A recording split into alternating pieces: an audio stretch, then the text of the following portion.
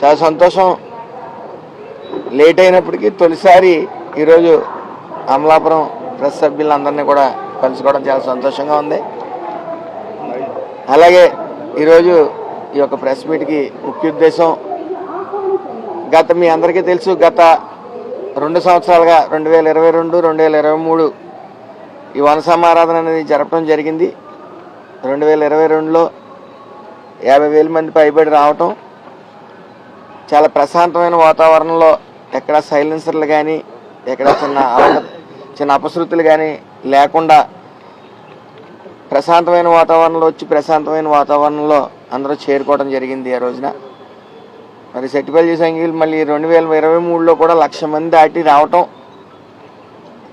ఆ 1,00,000 మంది దాటి 1,20,000 మంది వరకు రావటం, అప్పుడు కూడా ఏది చిన్న అపశృతి జరగకుండా, ఏ సైలెన్సర్లు తీయకుండా యువత మరి పెద్దవాళ్ళు అందరూ కూడా, ముఖ్యంగా మహిళలు 60,000 మంది దాటి రావటం 2023 సంవత్సరంలో మనం చూడటం జరిగింది.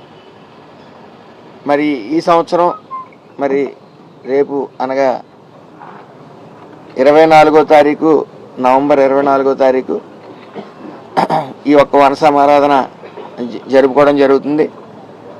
మరి ఎవరికైనా పిలుపులు అందకపోతే ఇరు రాష్ట్రాల సెట్టిపల్లి సంఘీయులకి ఇదే పిలుపుగా భావించి రేపు మరి అందరూ కూడా స్థానిక అమలాపురం ఎత్తురోడ్డు దగ్గర సత్తమ్మ తల్లి గుడి వద్ద ఈ యొక్క వన సమారాధన నిర్వహించడం జరుగుతూ ఉంది.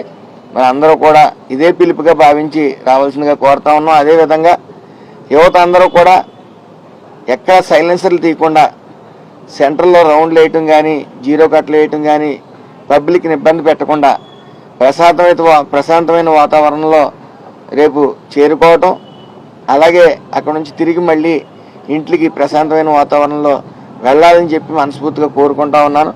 అదేవిధంగా గత 2 సంవత్సరాల్లో కూడా ఇటు పోలీసులు ఇటు విలేకరులు అందరూ కూడా పూర్తి సహకారాన్ని అందించారు. మరి ఈసారి కూడా మీ అందరి సహకారం కావాలని చెప్పి మనస్ఫూర్తిగా కోరుకుంటా ఉన్నాను. ఈ యొక్క వన సమారాధనలో ఇంటెన్షన్ ఏమీ లేదు, కేవలం అందరూ ఐక్యతగా ఉంటాం, కులం ఐక్యతంగా ఉంటాం, అలాగే ఇతర కులాలతో సఖ్యతగా ఉంటాం, ఒకటే ఎజెండా. మరి అదే మా పెద్దలం కానీ మేము కానీ అందరం కూడా అదే అక్కడ చెప్తాం. ఇలాంటి మరిన్ని వీడియోస్ కోసం మా యూట్యూబ్ ఛానల్ ని సబ్స్క్రైబ్ చేయండి, పేజ్ ని ఫాలో అవ్వండి.